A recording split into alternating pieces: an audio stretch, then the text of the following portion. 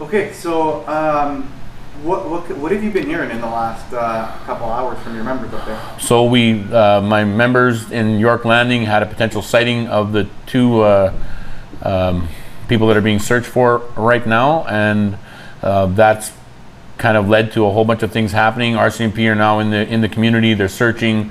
From what I understand, most recently they are focusing on an area about the size of a football field. Apparently some shots have been fired, and they've asked our group to secure a perimeter around the community. So our group from Fox Lake are now traveling from Gillam to York Factory to join the other, or York Landing to join the other group.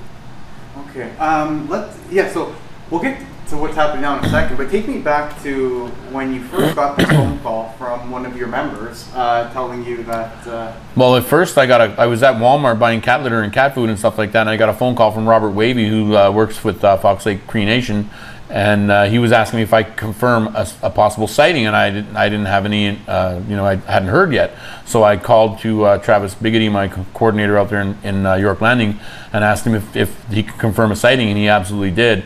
So at 4:15 this afternoon, they were doing patrols around the community. They went to the garbage dump area, and the sewage treatment plant, water treatment plant is in the same area. There had been some activity at the sewage treatment plant earlier in the day. There was some kind of an issue there, so workers were coming and going from the treatment plant. So they saw two guys near the dump, and at first it didn't strike them as odd because they thought it was associated with the work going on at this water treatment plant. When they noticed the truck that was associated with those activities wasn't present, then they kind of went, uh-oh, this might be something else. And so they were careful to get an idea of a description of the gentleman that they saw, their exact location and the direction of travel after that, and it seems to have helped the search. That's a huge help for police, and it's also dangerous, It is. Dangerous situation. Thankfully, the gentleman that they saw didn't have any backpack with them, nothing in their hands, no weapons or anything like that. So they didn't feel threatened at all. And as soon as the guys saw our guys, they bolted. So they went across the road towards the lagoon and then disappeared behind into a tree line, like. So I apologize if you already said this, but was there any words exchanged, or was it just nothing? No words. No, it was at a distance. Yeah, it seemed like, I guess in retrospect, what he was saying is that it seemed that they were scavenging for food at the dump. And then they just saw that they had eyes on them. They saw they had eyes on, and they bolted. Wow. And then from there, do you know how long until the area was flooded with police? Well, Travis said that he called RCMP right away, and they waited about 20 minutes and didn't seem to get any kind of response. So he phoned them back, and they were already there. So that's pretty exceptional considering the distance of travel and things.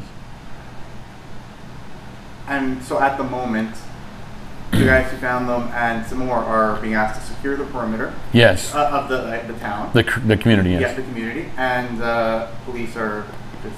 RCMP and the police are doing their job, and they've asked us to stay back and just cordon off the community kind of thing and keep an eye on the perimeter. And so we're sending the other 4 members from Fox Lake to join the other 3. So we'll have 7 members there watching the perimeter of the community. Yeah.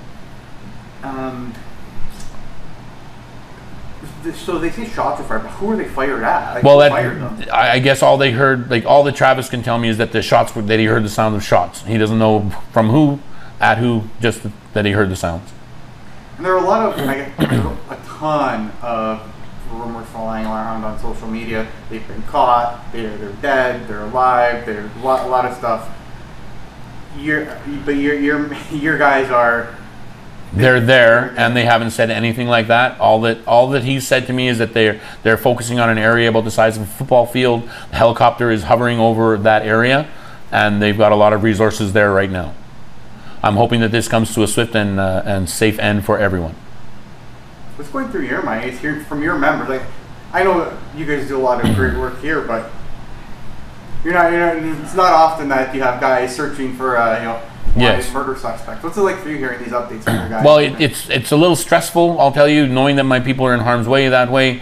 Also, I wanted to be there, but I couldn't because my mother had a medical procedure that I had to be here with her for yesterday, so I wasn't able to go. I was supposed to go tomorrow, and now that this is all happening, I'm like, dang, I'm here instead of there, or I should be, and that's a little aggravating. But again, the most important aspect is that everybody stays safe, and that this comes to a safe end.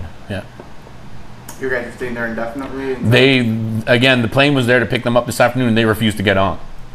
Yeah, and then the guys that were, like my people that were in Gillam waiting for the plane to come back to Winnipeg, they refused to get on. They're coming back to, they're going back to York. Yeah, so that's the kind of people we got working with us.